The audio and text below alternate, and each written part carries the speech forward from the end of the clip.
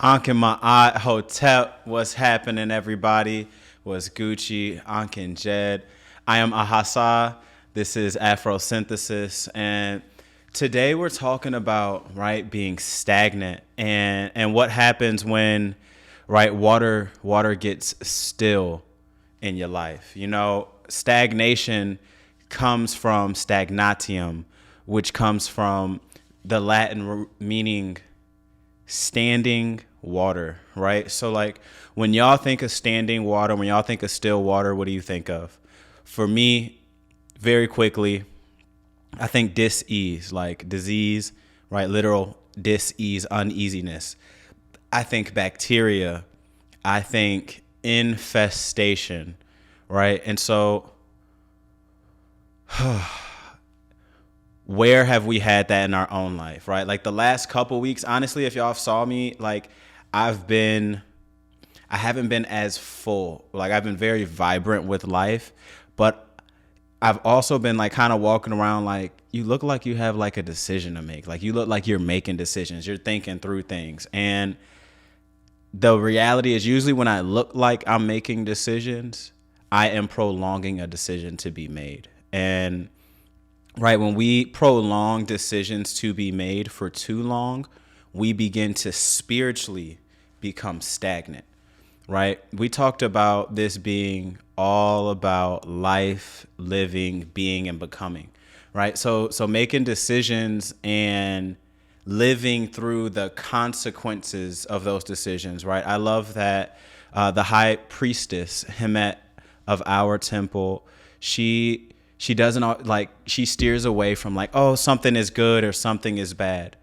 but that actions are taken and consequences occur. And I love thinking about it like that because it doesn't automatically, you know what I mean, decide the energetic reality of an event. It allows you to determine it in your livings. And so yeah, life is about living and being and becoming. And so in that sense, life is about water being in a consistent state of flow, right? Yes, water can be a solid, it can be frozen. Water can be a gas, right? It can evaporate, it can dissolve within itself. It is that soluble, right? So water is really the most flexible thing that we have, and something that is really flexible and should constantly be in motion, right? This principle, when it gets still, like we said, I see it as infestation. When I think of still water, honestly, when I was a kid, like my people, my mom's side of the family is from Savannah, Georgia. And so when I think of standing water, I think about West Nile virus, right? This is a place where mosquitoes begin to lay their eggs because water is a symbol of life, right? So a lot of insects, a lot of bugs, they lay their eggs in water. They lay their eggs in life, and from the water, right, life comes. So in your life, when you begin to prolong making decisions, or when you are stagnant because you've decided, I'm gonna say this instead of even saying stagnant, like stagnant means being in your own way, right? So when you know what you should be doing and you're not doing that, you have therefore just stepped in your own way.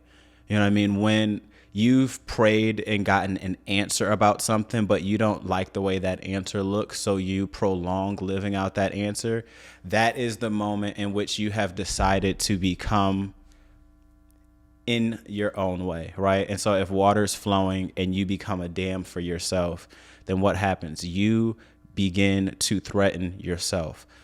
Do you see? That's, you know what I mean? That anxiety that comes from like, should I do this? Should I do that? Or like, dang, I know I need to do that, but I don't want to.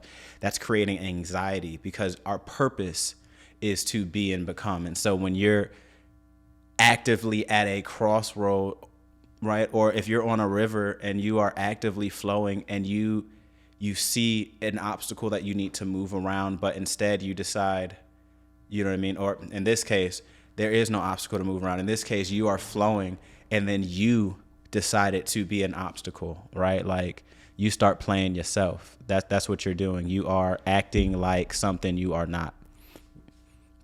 My friend Caesar, he has he's been talking low key like the last few days about Dune, and I haven't seen it yet. I clearly the world is loving it, and he was so inspired that he went to go get the books and the manga. And so as he's reading it, he was telling the manga, as he's reading it, he's telling me that there's a quote in there that said, "Life is not something to be pondered; it is a reality to be experienced."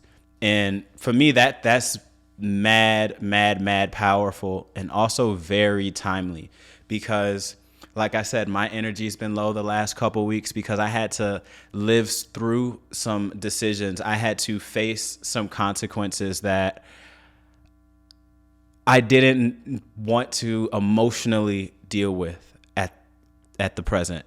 And so I thought maybe I could live myself into a better situation. But when I know I need to live through something and I'm not actively doing that, all I'm doing, right, is creating some stagnant waters. And when those waters are stagnant for too long, right, you lose that clarity. You because, you know what I mean? That was fresh water on day 1. Day 7, that water's just been sitting outside. It's eggs in it, full of bacteria and different disease. You drink that, right? It's harmful. It's full of harm. That water is not life-giving anymore because it's not bearing fruit. It's literally bearing, right, the eggs, the thoughts, the ideas, the infestations of other, right? If you look up at the science of standing or still water, you also see that there's a lack of oxygen. So in the sense of, right, life-giving activities, when you fall into a period of stagnation, whether it's, right, a mental, right, this economic but most importantly, right, this spiritual purposefulness. When you meet stagnation, there's a literal lack of oxygen, and you begin to I don't want to say suffocate because that's dramatic, but that's where beautiful. The Spanish word, I can't remember, excuse me, like y'all can look it up though. So, you know what I mean?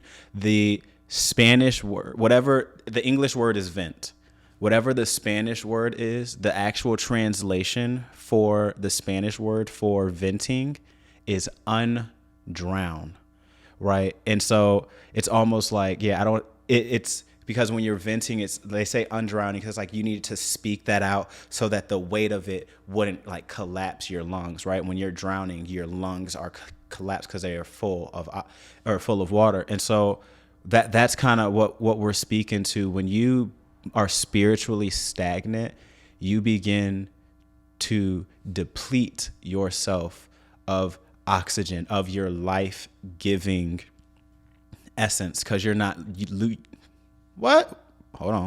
because you're not using it to live, you're using it to, right, like in a way deteriorate. Because if we're supposed to be in becoming, you're not being in becoming. The anxiety is because what are we supposed to do if we're not being in becoming? All right, we're going to go the other way, which is transitioning into another state of becoming. But you don't, right? We know it comes with those different things, a lot of degenerative, whatever. And so I want to go back to that. Life is not a question to be pondered, but a reality to be experienced, right? In the first episode, we talked about Ankh-Ma'at. We're supposed to live in harmony and in balance with the universe, right? Life is something to, as it says, experience. And so Nasut, who is the high priest of the Temple of Anu, he said on Sunday at our communion the same power of the message in just a few words. He said, life is for the living. You know what I mean? Like, simple enough. Yo, do you want to live? Yeah. Life comes with it. You know what I'm saying? He said, if you don't want to, Nasut said, if you don't want to talk about full accountability, if you don't want to talk about maybe hurting people's feelings, if we don't want to talk about then don't talk about power, right? And so life, water, living is not about being still. It's about moving through, raging forward, staying in flow, in harmony and rhythm, right? And And yeah, once you do that, you know what I mean? You can shape shift, and not in a sense of being fake, but you can authentically, you know, be everything all at once, simultaneous, yo. Like, yeah, I feel so. I say that to say, like, we have moments where if you feel like, oh, what's going on? Your shoulders are heavy, the way your breath is a little more shallow. Maybe think about what decisions you haven't made.